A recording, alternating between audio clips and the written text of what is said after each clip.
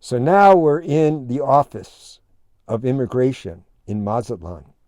Mazatlan's a pretty good sized city. Back then, it's probably grown now. And we're in there for a few hours. There was a question what was going to happen. American consulate didn't know anything about what was going on at that time. They thought we were already going out of the country. And the next thing we know, we're put into a little Volkswagen with these two immigration officers, and they're driving us, and we asked them, where are you going? We were paid, everything was covered for us to get out.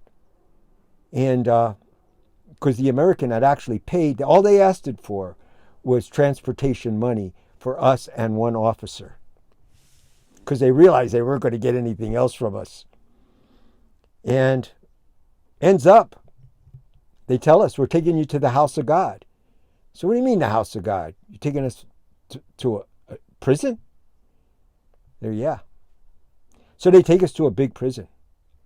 And this big prison has 3 sections in it.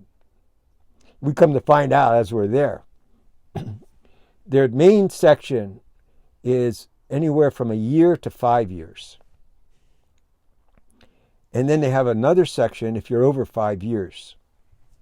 And then they have like a drunk tank for misdemeanors. And they call it quince. And you're in there for a certain amount of days. If you work and don't have money, you can get out. And if you have money, you can get out right away, the next day. You get arrested, and the next day you pay off whatever they want, and you're out. But if you have no money, you're there for basically 2 weeks. And so, and they work you. So we end up in the section that is from 1 to 5 years. And, I would say there was about 5,000 people in there. And you get in there, and it's all open. There's no roof. What there are is all these little buildings. The center has got 2 stories of buildings built on top of each other, and they're little tiny houses made out of cardboard and tin and whatever wood they could get. And they're tiny, but they're little houses. And then they have actually on the sides little smaller ones, some of them that you could just crawl into. And there was a whole real estate business in there. You paid for these shelters. And if you didn't have the money to pay for some kind of shelter, then you lived on the streets. And there were hundreds and hundreds of people living on the streets. So, of course, that's where we are. And at night, you're packed like sardines on the streets. And they wake you up way early in the morning before the sun comes up, and they get everybody on one side of the courtyard, wash it with bleach, and then they get everybody on the other side. And by the time the washing is done and they're in the bathroom, the place starts roaring. It's amazing how much noise could be in there. So we're in there for the day. The government comes and checks us out, finds out we got no money, tells us we're going to have to work. And we're fine with that. One guy comes over threatening to cut our hair, and we went, well, we're not asking for that, but if that's what you got to do. And he just walked off. And then Catholic Charities came in. And we got to tell them that to get in touch with the American consulate. So the next day, we're called to the rock pile, moving rocks from one place to another, or whatever that was. And there we are with our bare feet and our white robes, looking like in some ancient times, working on the rock pile. And they call us while we're working. And next thing we know, we're in the immigration office again. The American consulate was going to pay our way back. And some of these immigration guys they're all excited. They want to get us out of there. They don't feel right about what's going on. Last minute, it falls through. So back to prison we go. And the same 2 brothers who took us originally are taking us back in the little Volkswagen. We get in there, and now we're ready. We're ready to escape now. We tell the brothers, we tell these guys, you guys could let us go. This isn't right. And they weren't ready to do that. But we did tell them we hadn't eaten anything. And so they take us to a market, buy us one of these bags that they use in Mexico, big shopping bag, and tell us to load it up with whatever we want. And they just bought everything we wanted, filled up the bag, even bought us churros, little long kind of fried donut things covered in sugar, made sure there was no animal shortening in them, everything. And then they felt bad. You could tell. Took us back to the prison. We get in there. We already had a little congregation there. And here's the brothers saved food for us. So here we had all these treats, plus the food they shared with us. Had a little party there, sitting in the courtyard. Next day, we're sitting there and got our little congregation. All of a sudden we hear people saying, there's another one, there's another one. And here comes one of our brothers, Stephen. Sits down with us. We're all blissed out, just in silence inside. And the first thing Stephen says, he goes, you know what I'd really like is some of those Pelicanos. They were like a Twinkie, chocolate eclair wrapped in plastic. It was junk food. But that's what he was calling out for. I says to him, that's not likely here. We do get beans and rice. And he says, brother, where is your faith? And as he puts his hand out like that, Catholic Charities walking by puts the Pelicanos in his hand. So he decides to call his parents. And they were willing to pay his way out, but not ours. So that was a no-go. The next day, they put us to work. And they asked us to go around and sweep everything. We were fine with it. So we start, two of us went one way, one went the other way. Jacob's walking around, sweeping, ends up in front of one of the bigger buildings. And it's actually a guy from the inside government, because the whole place is run by the prisoners, the guards, and whatever warden there was. You never see them. The guards are on the roof. They're there to pull out a dead body. They do not feed you. But somehow the inside government has all that set up, whether they're given money to buy the food or how they do that. But it's all the inside government. All prisoners. So this guy's like the treasurer. Part of the real estate program they got going on in there. And how you buy these little pads that were there. And he starts asking Jacob questions in accordance to all the hypocrisies he'd seen in the churches. And Jacob's answering him in the truth. One question after another. And as this is occurring, a little congregation is building behind Jacob. Brother and I are drawn into it, and we're sitting on either side of him. And the government starts coming around this one guy. So they're all standing on one end. We're sitting across from them with the prisoners behind us. And all these questions being fired at us. And Jacob answering them perfect, one after another. The ghost coming through. Until this treasurer guy is nodding his head and going, es la verdad, es la verdad.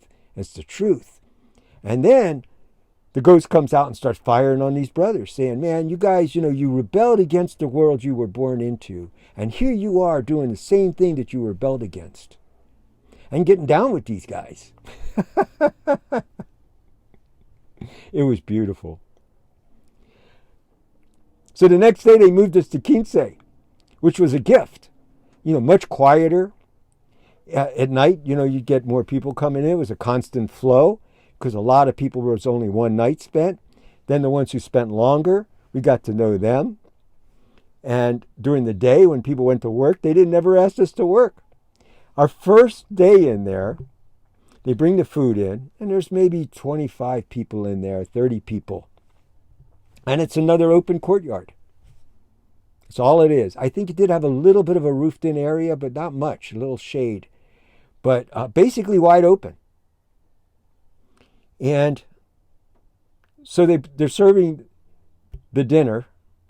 Most of the food they had there we could eat. It was just beans and rice and tortillas and maíz, which is corn masa with made into a drink with sugar and cinnamon.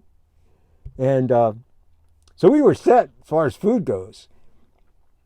But we got in the line, and it was pushing and shoving, because if you were at the back of the line, you might end up with more broth than beans. I mean, that was the biggest downside. And Jacob turns to brother and I, and he says, I wonder if Amen would be standing in this line. And we look at each other, and we're going, no, I don't think so. So the next meal that got served the next day, we waited until everybody got in line. Well, in the meantime, one of these government guys, inside government, is in there, and he's watching all this, and we were known now. And he's watching us sitting there waiting until everybody gets in line, and then we're ready to get to the very back. And he stops everything, and he says, you serve these guys first. Changed everything.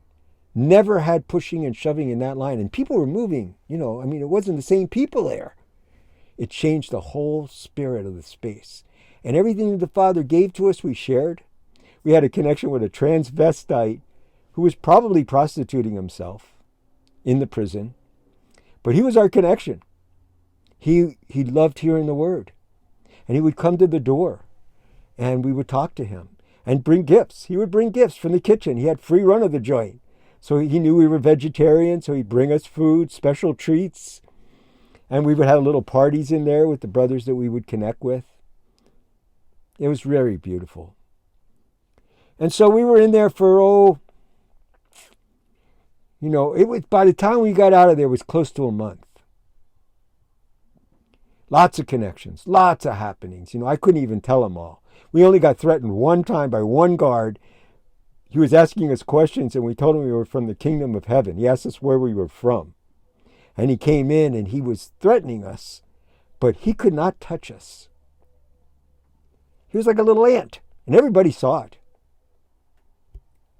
But other than that, nope, we never had a problem. As a matter of fact, all the prisoners were feeling protective of us. And some of the guards. And some of the immigration. But there we were. We met the guy who'd been in there for 5 years. He was in the 5-year section. That he was an American. That his parents had remortgaged their house and their business. And yeah, he was in there. He was in the big section. But yeah, so we were in there for many days. And one evening, Amen came to me and said to call my brother, that he would help us get out. They just wanted money for transportation. They had already pretty much given up on getting anything else out of us. And so I called my brother, and he said, sure. And so he paid all our way out. We weren't sure we were going to get out until the last moment. I mean, we were down. It was already 3 or 4 times we almost got out, because the American consulate tried to get us out one time. And so yeah, we weren't sure we were going to get out until the last moment. Here's a cute story though for the exit. We get on the train. We got one immigration officer with us. We got a bag full of food that he allowed us to get, and so there's the 2 of us. Now Jacob had been in Mexico before me, and it was just before we connected. So here we are, and here's these vendors. They would go up and down the trains, and they're selling cookies, candies, chips, things like that. And this brother comes along, and Jacob looks up at him and he says, are you ready to share some cookies in the name of Christ yet? And the brother nods his head and he says, yes. And he hands Jacob some cookies. And Jacob just cracks up laughing, and I'm asking him what's going on. He says, I met that guy on my first trip, and he's the only person in the whole journey, both times that Jacob had been in Mexico with me and before that anybody had turned him down in the name of Christ except for that one guy. And here we are being deported, and here he is, the one guy who held out, and he gave. On the road, joy. Amen.